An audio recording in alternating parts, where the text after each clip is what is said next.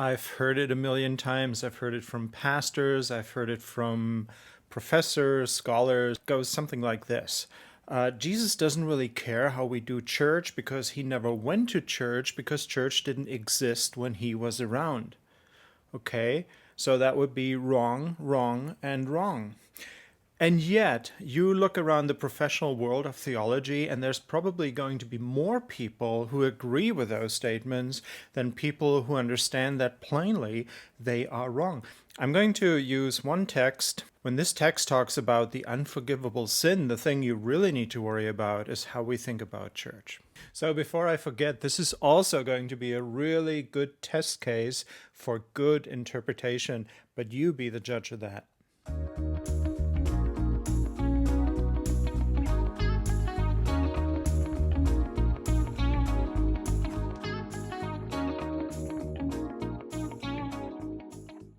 Listen, people, at the risk of stating the obvious, Jesus would not be welcome at most churches.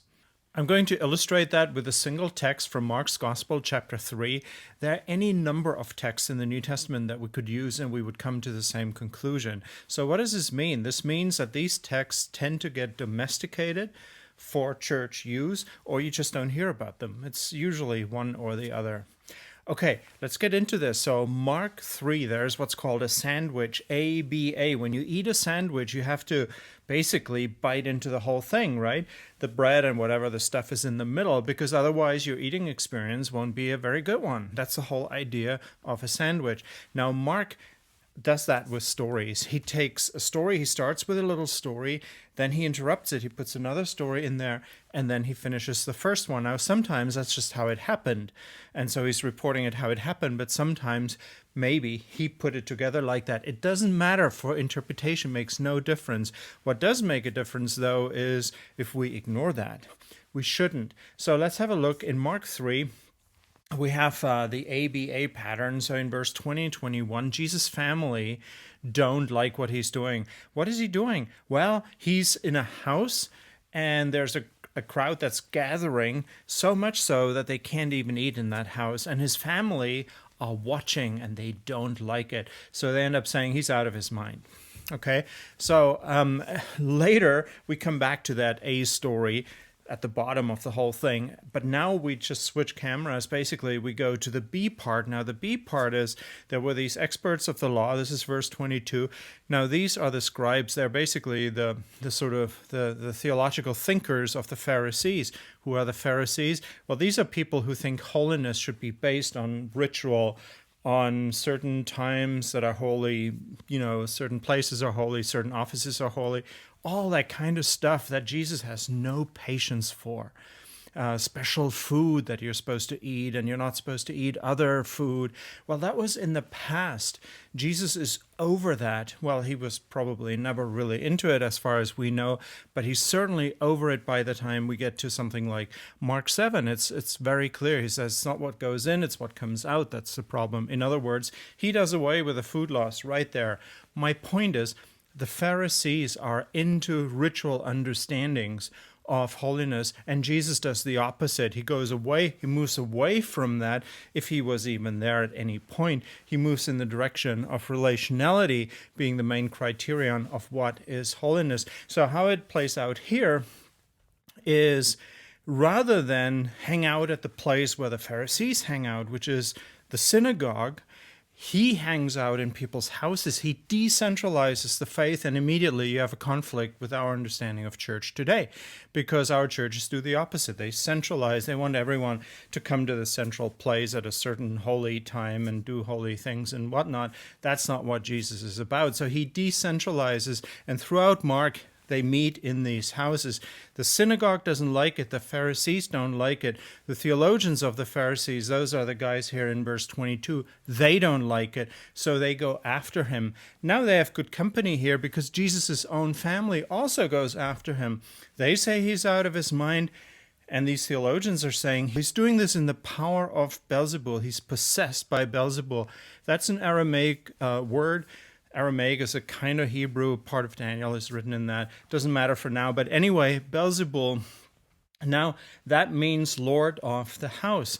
And guess what? Right after they say that to him, he calls them out. If a kingdom were divided amongst itself, it wouldn't stand. So why are you accusing me? But then he goes more specific and he says, if a house, remember Beelzebul, Lord of the house, if a house is divided against itself, it will also not be able to stand.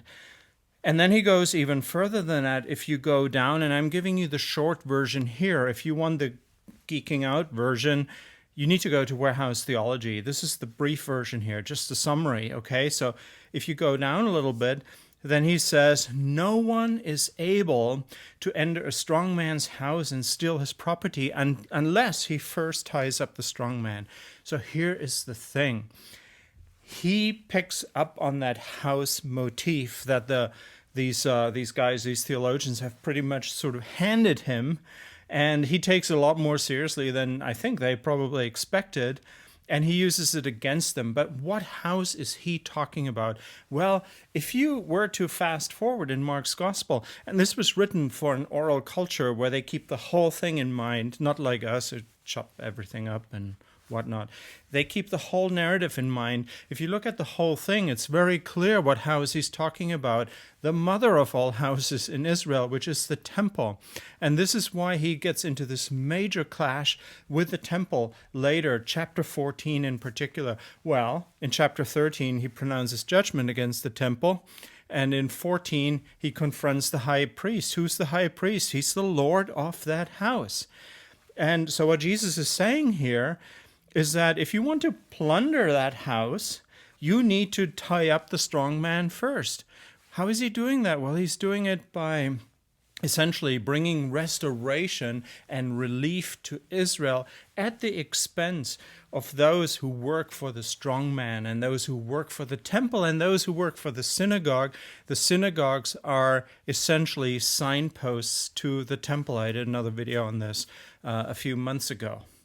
Okay, now this is starting to come together. We have a coherent interpretation of the sandwich. Remember how I said the two parts need to interpret each other.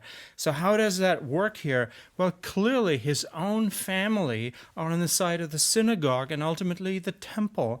And they're on the side of interpreting holiness, not as a relational thing, which is what Jesus does, but as a ritual, top-down, hierarchical thing.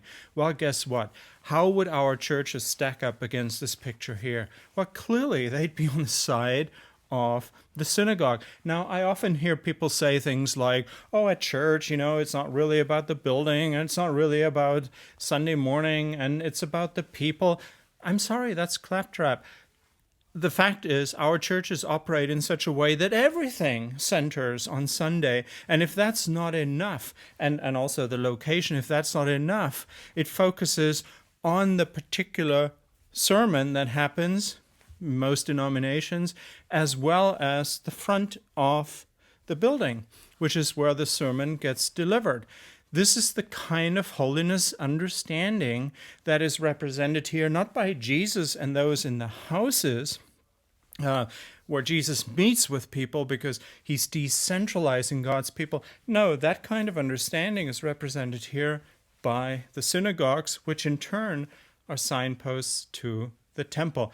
The whole thing comes together. This is very, very ominous early on in Mark's gospel when it comes to contemplating the future of the synagogue and the future of the temple. And guess what? Throughout the narrative, every time he goes to a synagogue, there's trouble and they want to kill him. They want to force him out.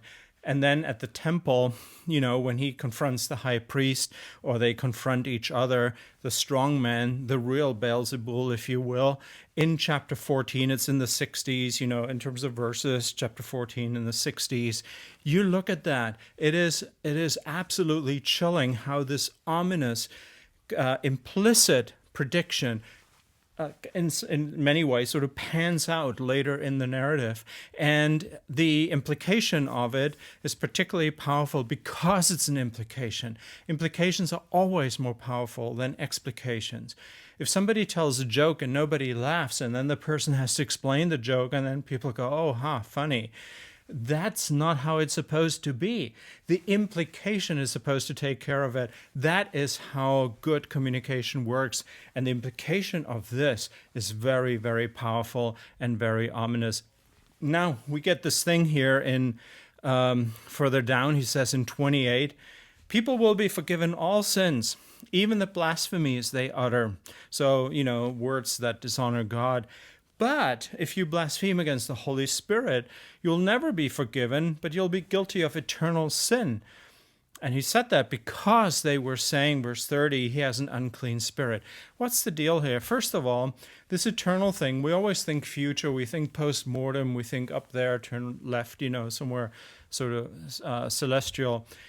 That is not how they thought about it. They thought much more about God's involvement in their actual life, this life. And so we need to keep that conversation away. That is not how they were expected to hear this, to interpret this.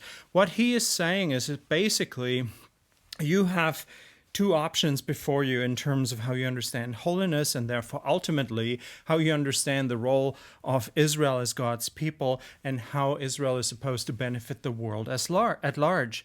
And one of them is represented by these scribes and the synagogue and ultimately the temple, and even the high priest. So much so that even though Pharisees and priests in the temple are not natural friends, by the time you reach the end of the narrative of Mark's gospel, they all collude against Jesus, even with the Romans. So there you see that's a very different vision of humanity, a vision based on that twisted understanding of holiness compared to what he actually has in mind, which is decentralized, it is non-ritual, it is relational, it is not hierarchical, it happens in people's houses, it happens where people actually live and have their being. So he's basically saying here with these words about not being forgiven and so on, if you choose that way of being human, you will reap those rewards.